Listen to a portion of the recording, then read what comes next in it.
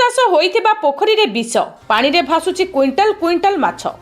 ମାଛ ଚାଷ ପୋଖରୀରେ ବିଷ ପ୍ରୟୋଗ, ପାଣିରେ ଭାସୁଛନ୍ତି କ୍ୱିଣ୍ଟାଲ କ୍ୱିଣ୍ଟାଲ ମଲା ମାଛ। ଘଟଣାଟି ଘଟିଛି ସୁବର୍ଣ୍ଣପୁର ଜିଲ୍ଲା ବିନିକା ବ୍ଲକ ସିଂଘିଯୁବା ପଞ୍ଚାୟତ ଖଇରାମାଳ ଗ୍ରାମରେ। ଖଇରାମାଳ ଗ୍ରାମର କିଛି ଯୁବକ ଅନ୍ନପୂର୍ଣ୍ଣା ମହିଳା ସ୍ୱୟଂ ସହାୟକ ଗୋଷ୍ଠୀଠାରୁ 4,20,000 ଟଙ୍କା ଦେଇ ଠିକାରେ ମାଛ ଚାଷ କରିବା ପାଇଁ 8 ମାସ ଆଗରୁ ଆଣିଥିଲେ।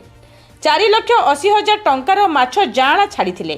ମାତ୍ର କେହି ଜଣେ ଦୁର୍ବୃତ୍ତ ପୋଖରୀରେ ବିଷ ପ୍ରୟୋଗ କରିଦେଇଥିବାରୁ ମାଛ ସବୁ ମରି ପାଣିରେ ଭାସୁଛନ୍ତି। ବର୍ତ୍ତମାନ ପାଣି ମଧ୍ୟ ବିଷାକ୍ତ ହୋଇଯାଇଥିବାରୁ ବ୍ୟବହାର ଅନୁପଯୁକ୍ତ ହୋଇଯାଇଛି। ଯୁବକମାନେ ବିନିକା ଥାନାରେ ଏନେଇ ଅଭିଯୋଗ କରିଛନ୍ତି। ଅଭିଯୋଗ ପାଇଁ ବିନିକା ପୋଲିସ ଘଟଣାସ୍ଥଳକୁ ଆସି ଅନୁସନ୍ଧାନ ଜାରି ରଖିଛି।